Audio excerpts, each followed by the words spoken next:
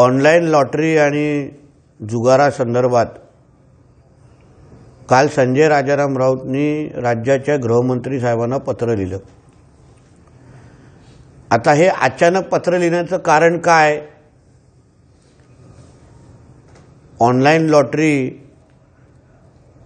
आणि जुगार हा महाविकास आघाडीच्या काळात पण चालायचा,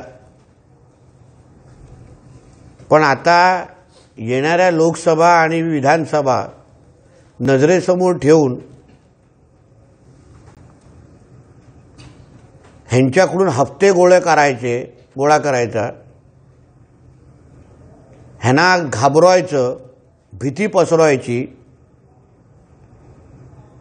आणि उबाटाला एवढे पैसे द्या, निधी द्या, अशा पद्धतीचा संदेश या सगळ्यांमध्ये द्यायचा या हेतूने लिहिलेलं ते पत्र आहे। अशाच पद्धतीने कंपन्यांना धमकवायचं आणि मग चंदा जमा करायचा, हाच या उबाटाच्या नेते मंडळींचा धंदा आहे। म्हणून त्यांना समाजाच्या संदर्भात काही पडलेलं नाही,